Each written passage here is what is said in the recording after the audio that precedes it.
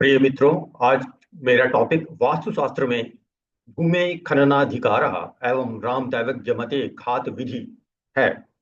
अर्थात इसका हिंदी मतलब है कि खनन का अधिकार किसको होता है वास्तुशास्त्र के अनुसार। वह खोदने का तरीका क्या होता है वो भी वास्तुशास्त्र के अनुसार।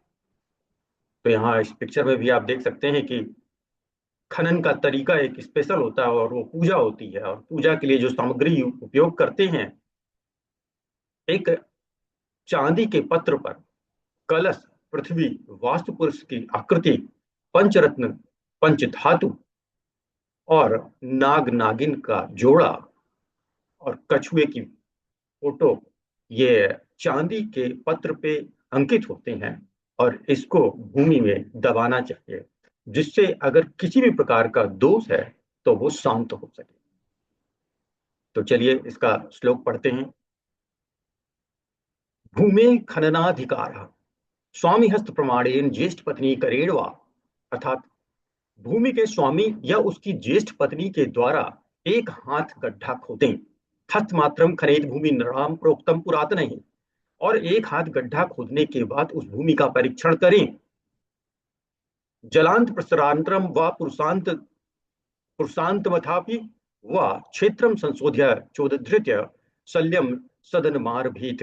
अर्थात उसका जब हम परीक्षण करते हैं एक हाथ के बाद, और यदि उसमें कुछ भी नहीं मिलता है तो वो अच्छा है, और अगर कुछ ऐसा मिलता है जिसपे कि आपको शक होता है तो फिर और खोदना पड़ेगा जब तक जल ना निकल आए, या जब तक पत्थर ना निकल आए, या फिर जब तक कि आप अपनी ऊंचाई के बराबर ना खोद लें। और खोदने के बाद उसमें देखें, अगर उसमें कोई शल्य वगैरह हो तो उसको निकाल के और उसके बाद शोधन करें मिट्टी का, और तब घर घर का निर्माण करें। तो शॉर्ट में हम ऐसे कह सकते हैं कि भूमि के खनन का अधिकार किसका होता है?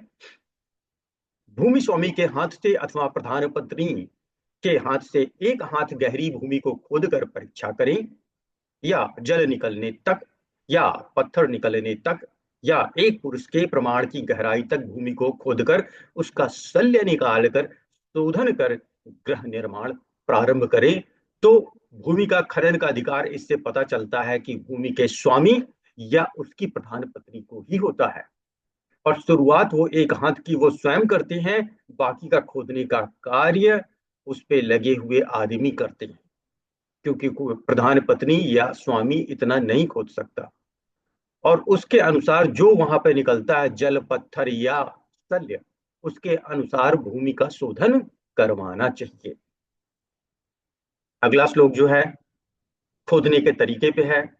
ये राम दैवज्ञ मते, अर्थात राम दैवज्ञ के मत से खात विधि, खोदने का तरीका। इसमें तीन तरीके के खोदने के तरीके बताए गए हैं: देवालय निर्माण के लिए, घर के लिए और जलाशय के लिए। तो देवालय गे विधौ जलाशय राहुर मुख संबुदिशो विलोमता। अर्थात देवालय, घर और जलाशय के लिए राहु के मुख के अनुसार दिशा का, उसके विलोम दिशा में खोदने का तरीका बताया गया है। राहु के मुख और उसकी पूंछ दोनों तरफ वर्जित होता है, क्योंकि एक तरफ राहु है और दूसरी तरफ उसकी पूंछ की तरफ केतु है।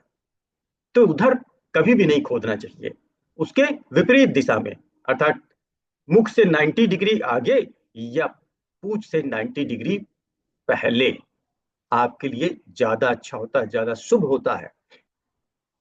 मीनार्क सिंह सिंहार्क मृगार्क तिस्त्रभे खाते मुखात पृष्ठ विदिक स्वभाव। तो अर्थात मुख से 3 राशि आगे, अर्थात सूर्य से 3 राशि आगे या 3 राशि पीछे खोद सकते हैं। यही चीज आप ऐसे भी कह सकते हैं कि उसकी पूंछ से 3 राशि आगे या 3 राशि पीछे भी खोद सकते हैं। अब इसको डायग्राम में आप अच्छे से समझ सकते हैं।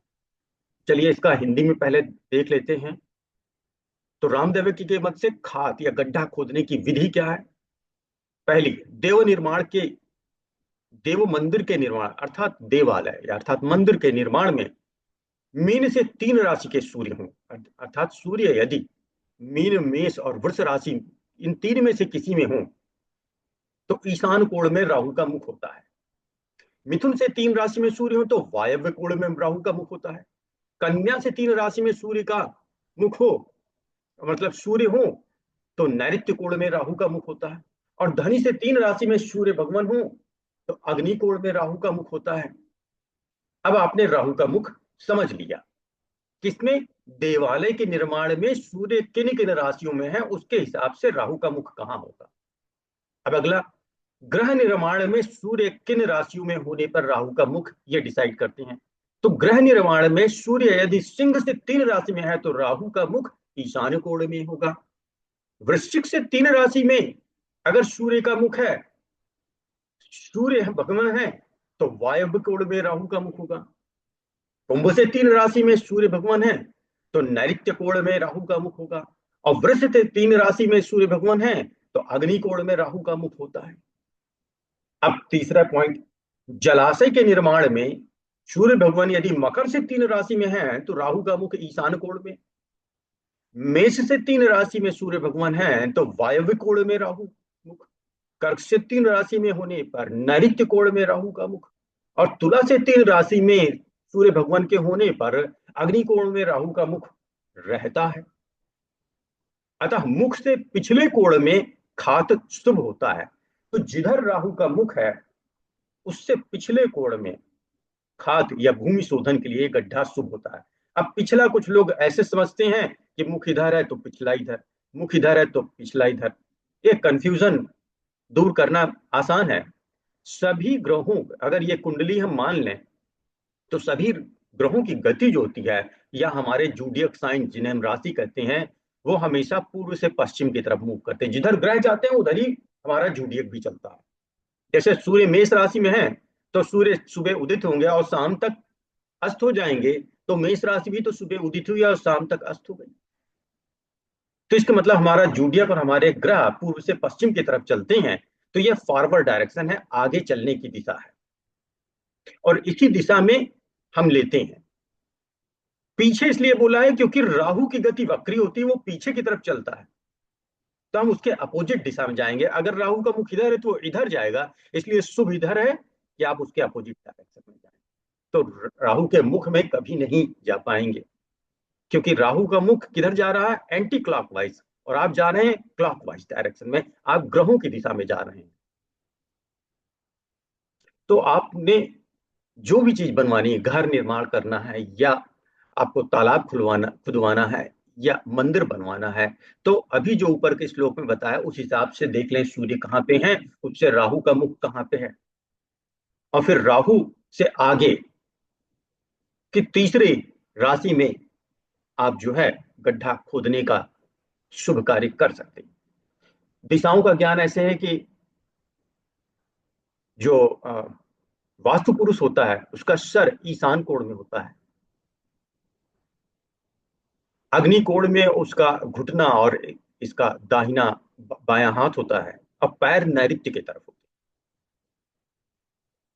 अब अगर आपने देवालय निर्माण के लिए राहु का मुख ज्ञात कर लिया ऊपर बताए श्लोक से, और वो आ रहा है ईशान्य में राहु का मुख है, तो आपको मालूम है कि राहु का मुख गतिशील है किधर? काउंटर क्लॉकवाइज, क्लॉकवाइज के अपोजिट, तो वो अब किधर जाएगा? उत्तर की तरफ। तो आपको शुभ कार्य के लिए किधर जाना है? ग्रहों की दिशा की तरफ, अर्थात ईशान से पूर्व। और बेटर होगा कि 90 डिग्री आगे, मुख से और पूंछ से एकदम अपोजिट ये कॉर्नर आएगा, आग्नेय। तो यदि राहु का मुख ईशान आ रहा है तो आप आग्नेय में, अर्थात 1 2 3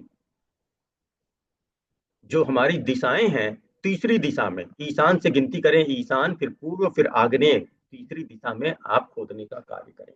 अर्थात मुख ईशान में तो आग्नेय आपके लिए उचित है। इसी तरह से अगर मुख वायव्य में है तो आपके लिए उचित क्या होगा? राहु तो चलेगा काउंटर क्लॉक एंटी क्लॉकवाइज, और आपको चलना है क्लॉकवाइज। तो वायव्य से आगे उत्तर, उत्तर से आगे ईशान, ईशान में न्यू खोदने की दशा बेस्ट होगी, सबसे अच्छी होगी। तो इस तरह से आप ज्ञात करते हैं कि क्या आपके लिए उचित होगा। हमने यहाँ शॉर्ट में लिख भी दिया है कि मुख अगर ईशान में है तो आग्नेय में खाद करें, मुख अगर वायव्य में है तो ईशान में खुदाई करें, मुख अगर नैऋत्य में है तो वायव्य में खुदाई करें। तो मित्रों, ये मेरा टॉपिक था कि किसको अधिकार है भूमि खनन का, और किसको और किस दिशा में आपके लिए शुभ होगा खोदना। तो पसंद आया हो तो लाइक करें, सब्सक्राइब करें। धन्यवाद मित्रों।